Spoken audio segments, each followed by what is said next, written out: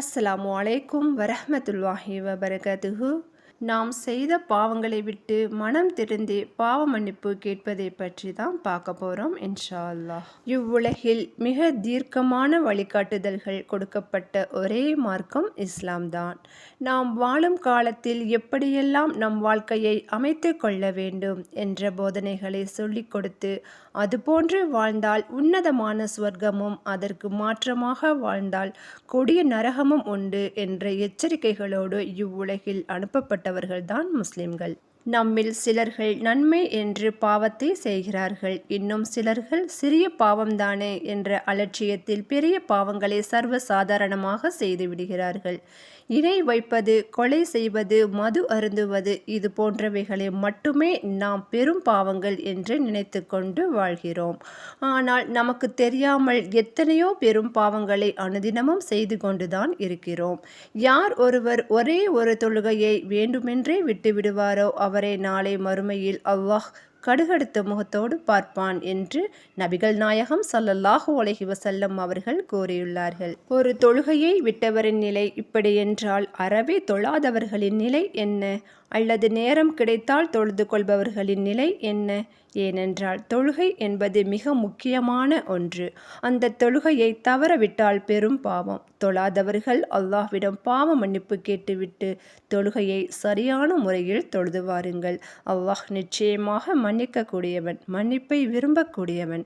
மோசடி செய்வது, கோள் சொல்வது, புறம் பேசுவது, சிறுநீர் கழித்துவிட்டு சுத்தம் செய்யாமல் இருப்பது, பொய் பேசுவது இவை அனைத்தும் பெரும் பாவங்கள். ஆனால் இவற்றை நாம் மிக சாதாரணமாக செய்து கொண்டிருக்கிறோம். பொய் பேசுவது இப்போ உள்ள காலகட்டத்தில் மிக சாதாரணமாக பேசிக்கொண்டிருக்கிறோம். பொய் பேசுவது நயவஞ்சகர்களின் முதல் அடையாளம் என்று நபிகள் நாயகம் ஸல்லல்லாஹு அலைஹி வஸல்லம் அவர்கள் கூறியுள்ளார்கள். எனவே பொய் பேசுவது பெரும் பாவமாகும். பொய் பேசுவதை விட்டும் அல்லாஹ்விடம் பாவ மன்னிப்பு தேடுங்கள். அதற்கான பாவ மன்னிப்பையும் அல்லாஹ்விடத்தில் கேளுங்கள். ஏனென்றால் ஆதமுடைய பிள்ளைகள் எல்லோரும் பாவம் செய்யக்கூடியவர்கள்தான். ஆனால் அதில் சிறந்தவர்கள் அல்லாஹ்விடம் தௌபாவின் மூலம் மீள்பவர்கள் என்று நபிகள் நாயகம் ஸல்லல்லாஹு அலைஹி வஸல்லம் அவர்கள் கூறியுள்ளார்கள்.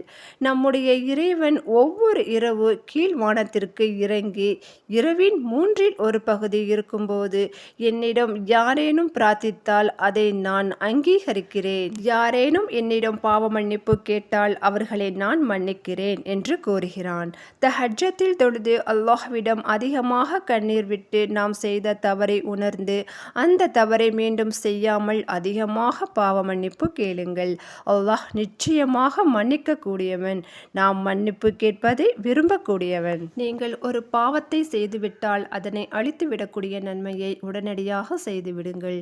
நீங்கள் பாவம் செய்வதை உணர்ந்தால் தர்மம் செய்துவிடுங்கள். ஏனென்றால் நீர் நெருப்பை அணைப்பது போல தர்மம் பாவங்களை அழித்து விடுகின்றது என்று நபிகள் நாயகம் ஸல்லல்லாஹு அலைஹி வஸல்லம் அவர்கள் கூறியுள்ளார்கள்.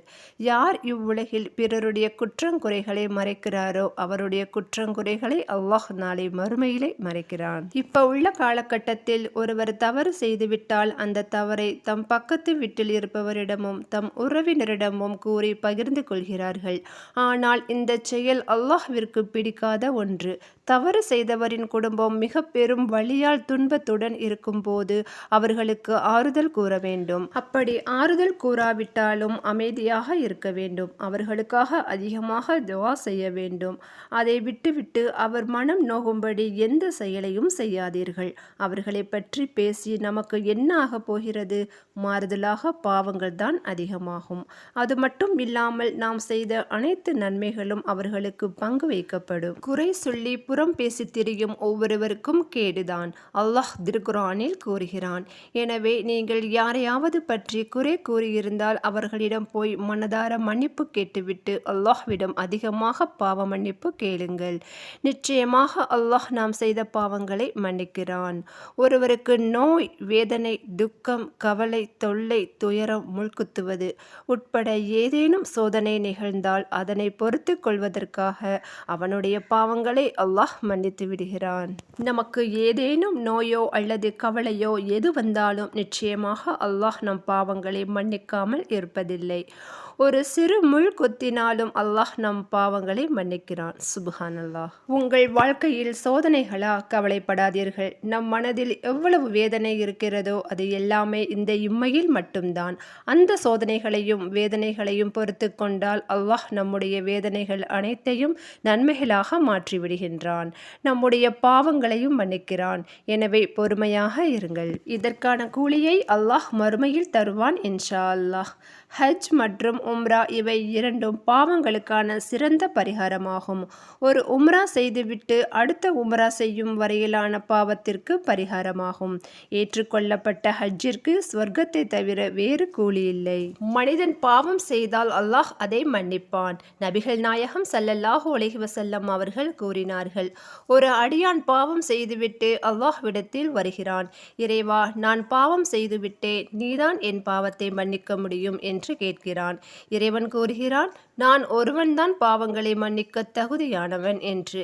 இவன் என்னை அழைக்கிறான், நான் அந்த பாவத்தை மன்னிக்கிறேன் என்று கூறுகிறான். இரண்டாவது முறை மீண்டும் வருகிறான். இறைவா, அதே பாவத்தை செய்துவிட்டேன் என்று. அல்லாஹ் கூறுகிறான், நான் ஒருவன்தான் பாவங்களை மன்னிக்க தகுதியானவன் என்று என்னிடத்தில் வருகிறான், நான் இவனுடைய பாவத்தை மன்னிக்கிறேன் என்று அல்லாஹ் கூறுகிறான். மூன்றாவது முறையும் வருகிறான். மனிதன் பலகீனமானவன் என்று அல்லாஹ்விற்கு தெரியும். நாம் எத்தனை முறை பாவம் செய்தாலும் அல்லாஹ் நிச்சயமாக மன்னிக்கக்கூடியவனாக இருக்கின்றான். எனவே எத்தனை முறை பாவம் செய்தாலும் அல்லாஹ்விடம் செல்லுங்கள், பாவ மன்னிப்பு கேட்டு மீளுங்கள். ஏனென்றால் நாம் தௌபா செய்து மீள்வதை அல்லாஹ் எல்லையற்ற மகிழ்ச்சியோடு ஏற்றுக்கொள்கிறான். அல்லாஹ் கூறுகிறான், ஆதமுடைய மகனே, உன்னுடைய பாவம் வானத்தின் முகடை தொட்டாலும் என்னை அழைத்தால் நான் மன்னிப்பேன். ஆதமுடைய மகனே, மறுமையில் உலகம் அளவு பாவங்களை சுமந்து வருகிறாய். அந்த பாவத்தில் இணை வைப்பு இல்லை என்றால் நீ சுமந்து வந்த பாவங்களை நான் மன்னிக்கிறேன்.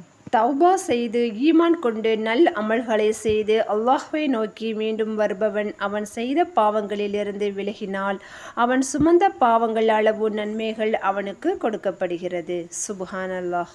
அல்லாஹ்விடம் தௌபா செய்வதை அல்லாஹ் விரும்புகிறான். நமக்கு எப்போது மரணம் வரும் என்று நம் யாருக்கும் தெரியாது. தௌபா செய்வதற்கு அல்லாஹ் நமக்கு வாய்ப்பு கொடுத்திருக்கிறான். ஒவ்வொரு நாளும் நாம் தௌபா செய்து கொண்டே இருக்க வேண்டும். நாம் எதுவரை தௌபா செய்ய வேண்டும்? ஒன்று மரணிக்கும் வரை, மற்றொன்று சூரியன் மேற்கில் உதிக்கும் வரை.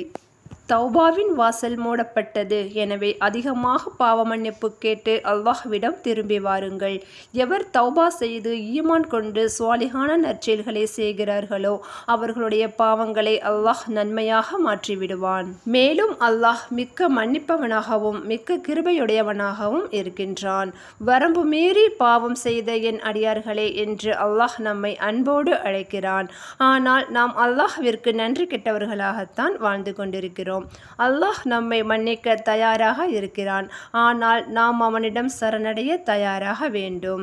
நாம் எப்படி இவ்வுலகிற்கு வரும்போது பரிசுத்தமாக வந்தோமோ அதுபோல் நம் ரப்பை சந்திக்கும் போது மிக பரிசுத்தமாக சந்திப்பதற்கு முயற்சிகளை மேற்கொள்ள வேண்டும். குறிப்பாக பாவங்களை பார்ப்பது, பாவங்களை கேட்பது, பாவங்களை பேசுவது, பாவங்களை நினைப்பது, பாவங்களை சிந்தித்து செய்வது, இவை அனைத்தையும் விட்டு மிக கவனமாக இருக்க வேண்டும்.